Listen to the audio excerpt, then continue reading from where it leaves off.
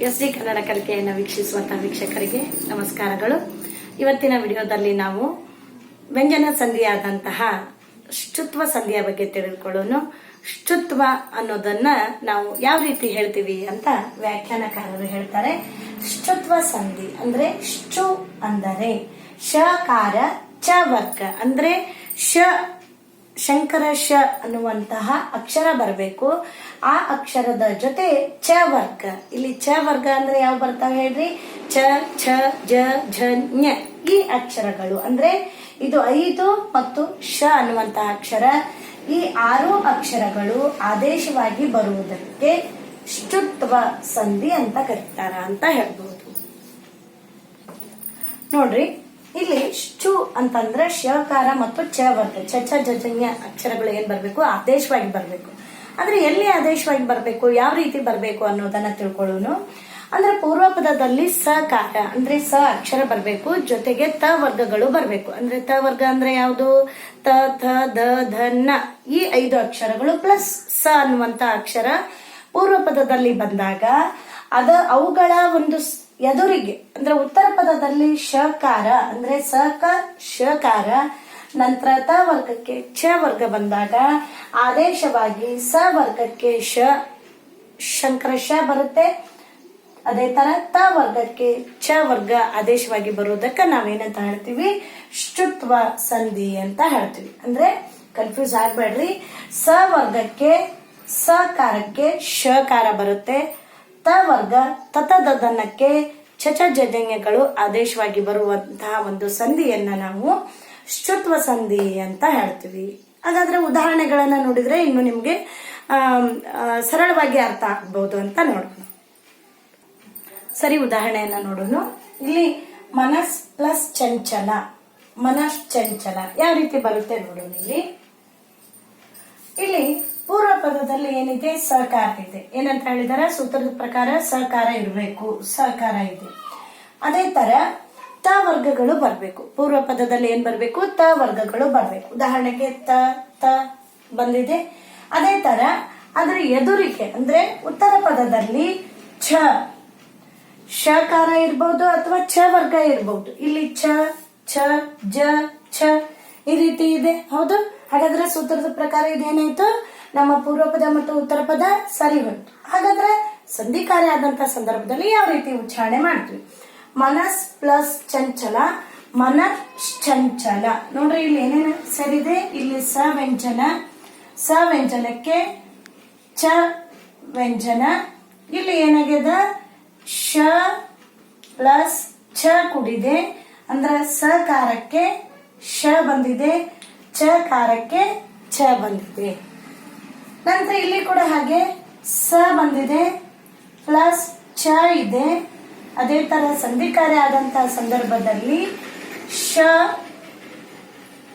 ಅದಕ್ಕೆ ಛ ಅಂದ್ರೆ ಸಕಾರಕ್ಕೆ ಶಕಾರ ಬಂದಿದೆ, ಛಕಾರಕ್ಕೆ ಛಕಾರ ಬಂದಿದೆ.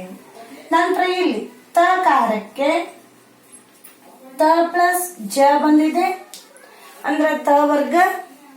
ನಂತರ ಪೂರ್ವ ಪದ ಉತ್ತರ ಪದದಲ್ಲಿ ಛ ವರ್ಗ ಬರಬೇಕು. ಛ ವರ್ಗ ಅಂದ್ರೆ ಛ ಛ ಜ ಝ ಞ ಅದರಲ್ಲಿ ಜ ಬಂದಿದೆ. ಸಂಧಿ ಕಾರ್ಯ ಆದಂತಹ ಸಂದರ್ಭದಲ್ಲಿ ತ ವರ್ಗಾಕ್ಷರದ ಬದಲಿಗೆ ಛ ವರ್ಗಾಕ್ಷರಗಳು ಬಂದಿದೆ. ಛ ವರ್ಗಾಕ್ಷರ ಅಂದ್ರೆ ಛ ಛ ಜ. ಇಲ್ಲಿ ತ ಇದ್ದಲ್ಲಿ ಜ ವರ್ಗ ಅಂದ್ರೆ ಛ ವರ್ಗಾಕ್ಷರಗಳು ಆದೇಶವಾಗಿ ಬಂದಿದೆ.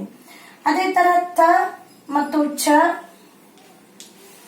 ತ ವರ್ಗಾಕ್ಷರಗಳಿಗೆ ಇಲ್ಲಿ ಛ ವರ್ಗಾಕ್ಷರಗಳು ಬಂದಿದೆ. ಹಾಗಾಗಿ ಉದಾಹರಣೆಗಳನ್ನ ನೋಡುವುದರ ಪ್ರಕಾರ ಮನಸ್ ಪ್ಲಸ್ ಚಂಚಲ, ಮನಶ್ಚಂಚಲ. ಎರಡನೇದು ಯಶಸ್ ಪ್ಲಸ್ ಚಂದ್ರಿಕೆ, ಯಶಶ್ಚಂದ್ರಿಕೆ. ನಂತರ ಜಗತ್ ಪ್ಲಸ್ ಜ್ಯೋತಿ, ಜಗಜ್ಯೋತಿ. ನಂತರ ಶರತ್ ಪ್ಲಸ್ ಚಂದ್ರ, ಶರಶ್ಚಂದ್ರ. ಅಂದ್ರೆ ನಾವೇನ್ ತಿಳ್ಕೋಬೇಕು?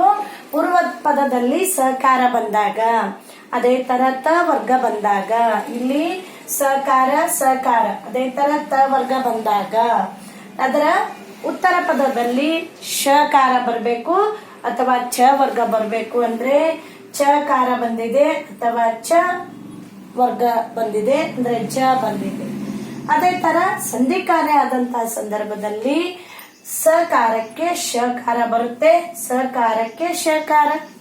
ಅದೇ ತರ ಚ ವರ್ಗಕ್ಕೆ, ಇಲ್ಲಿ ಚ ವರ್ಗ ಅಂದ್ರೆ ಜ ಚ ಜ ಜನ್ಯ ಬರುತ್ತಲ್ಲ, ಜ ವರ್ಗಕ್ಕೆ ಚ ವರ್ಗ ಅಕ್ಷರಗಳು ಆದೇಶವಾಗಿ ಬರ್ತಾವು.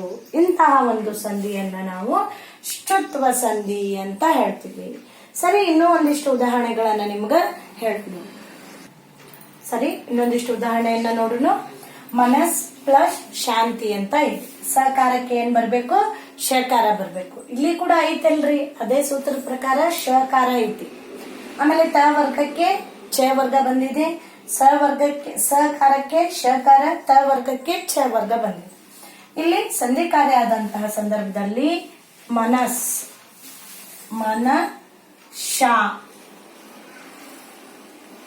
ಮನಃಶಾಂತಿ ಅಂದ್ರ ಸಕಾರಕ್ಕೆ ಶಕಾರ ಬಂದಿದೆ. ಸತ್ ಪ್ಲಸ್ ಜನ ಸಜ್ಜನ. ಇಲ್ಲಿ ತ ವರ್ಗಕ್ಕೆ ಚ ವರ್ಗ ಆದೇಶವಾಗಿ ಬಂದಿದೆ, ಸಜ್ಜನ.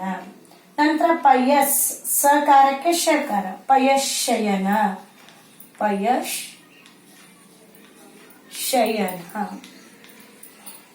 ನಂತರ ಹರಿತ್ ತ ವರ್ಗಕ್ಕೆ ಚ ವರ್ಗ, ಹರಿಶ್ಚಂದ್ರ.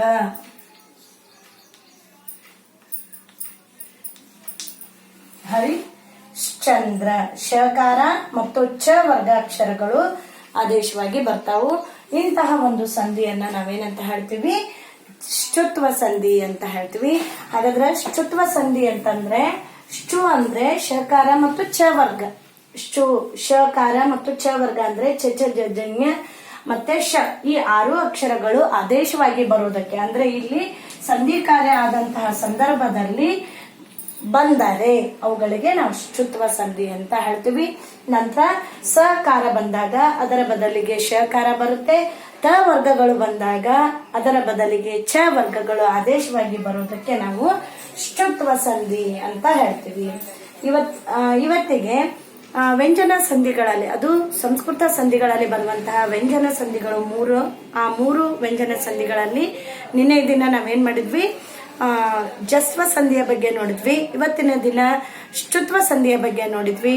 ನಾಳೆಯ ದಿನ ಅನುನಾಸಿಕ ಸಂಧಿಯ ಬಗ್ಗೆ ನಾವು ತಿಳಿದುಕೊಳ್ಳೋಣ. ನಾಳೆ ಇನ್ನು ನಮ್ಮ ವಿಡಿಯೋವನ್ನ ಹೆಚ್ಚು ವಿಡಿಯೋಗಳನ್ನ ನೋಡಬೇಕು ಅಂತ ಕೇಳ್ಕೊತಾ ಇದ್ದೀನಿ. ಅಷ್ಟೇ ಅಲ್ಲದೆ ನಾಳೆನೂ ಕೂಡ ಪ್ರತಿಯೊಬ್ಬರು ನಮ್ಮ ಅನುನಾಸಿಕ ಸಂಧಿಯನ್ನ ನೋಡಿ ಪ್ರತಿಯೊಬ್ಬರಿಗೂ ಶೇರ್ ಮಾಡೋದ್ರ ಮೂಲಕ ನಾವು ಪ್ರೋತ್ಸಾಹಿಸಬೇಕೆಂದು ಕೇಳ್ಕೊಳ್ಳುತ್ತೇನೆ. ನಮಸ್ಕಾರಗಳು.